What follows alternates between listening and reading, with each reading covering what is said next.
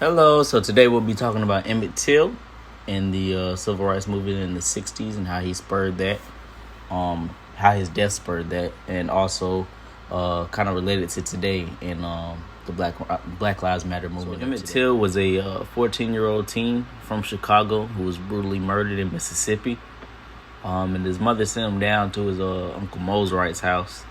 There he would over the summer he would hang out with his cousins, and they'd all congregate there.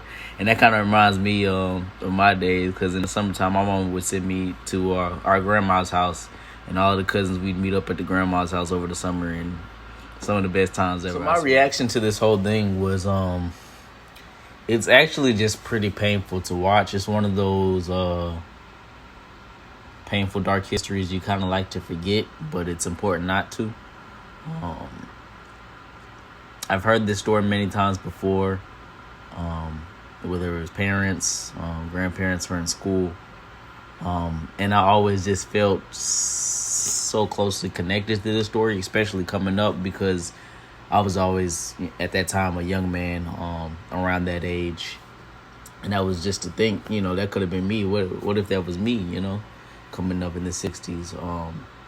And so I felt just a lot of pain and empathy towards the story. For the most part, most of the new things that I did hear from watching the intro video was pretty much the aftermath.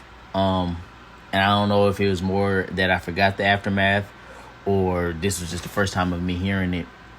But I do know for sure that I never knew that the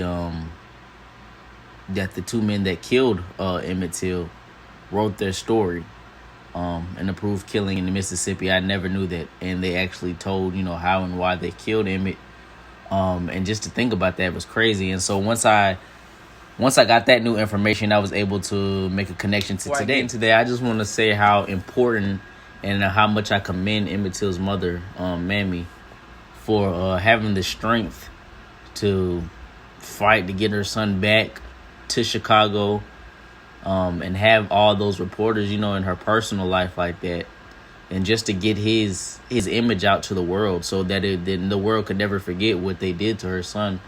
But I just feel like it was just so heartbreaking, to not get that true justice and the killers being convicted of the murder of Emmett Till. So to touch on if I see like similarities between Emmett Till and today, kind of what John Lewis was saying.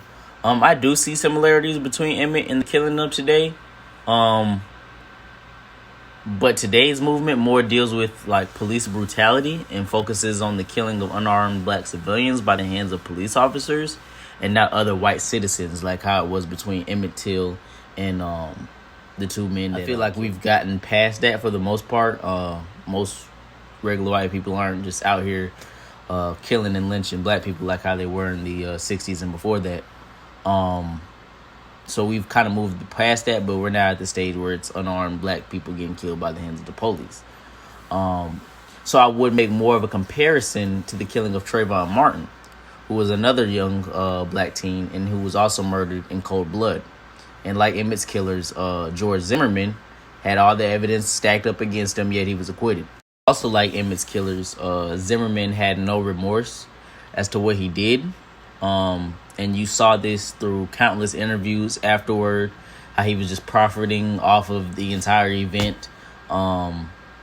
He even sold the gun that he used to kill Trayvon Martin with. And that's basically goes hand in hand with the men selling the book about how they killed Emmett Till. And so I felt like Trayvon's murder was a catalyst for the Black Lives Matter movement. That's what really picked it up and got it going. Today, just like how Emmett was the catalyst for the civil rights movement in the 60s. And, I just feel like it's so sad that we're still dealing with these same issues 60 years later, but hopefully we'll get to that place where, equality is for everyone and no one has to worry about. Anyways, I'm so sad this is our last video, but it's been a great semester and I've learned so much. And I've really enjoyed doing these. So thank you for that and have a good one.